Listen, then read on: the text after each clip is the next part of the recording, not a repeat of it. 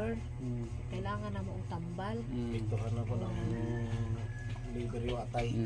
Wala ginaamong problema. Pwede dito ka sir sa tapad ni ma'am kay para ko makitan ka mong duha gid nga kuan.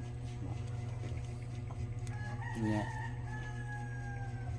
Kato, kailangan lagi na mo og kuan sa tambal, pa-therapy. Para aning kapobrehon lagi nato. Wala tay ika kuan. Asa tong papilis ni mga papel ni ma'am sir? Eh pwede na to kuan.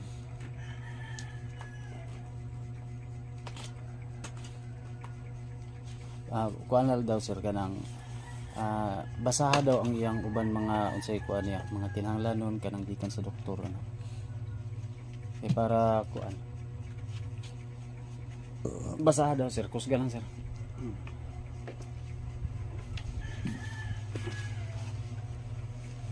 Kaya magoy nakabutang diri sa kuan mga sir nga MRI of the thoracolumbar spine, history of 4 months, onset of numbness in both shoulders, progressively going down to both lower extremities, associated with weakness and constipation. 2 months prior persistence of symptoms prompted consultation advice MRI. No previous MRI study for comparison no other modalities for correlation. Kanang uban ko sir, unsa pa na uban papel? Dagham ko ni sir, pero ang napugong minabasa diri sir sa yang kini sa liver niya sir. Namo ginakabutang sa liver ko dito sir. Ano sa sir?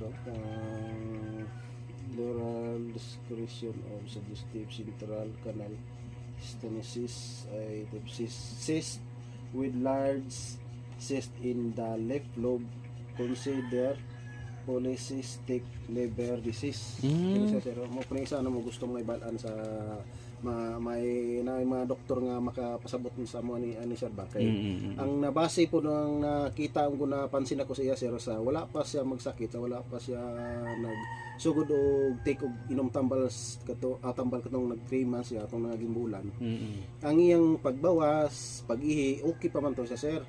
Nya karon napansin na namo nga ang iyag yung pagbawas gyud hugaw is dili na kayo. Abot na siya tag pila na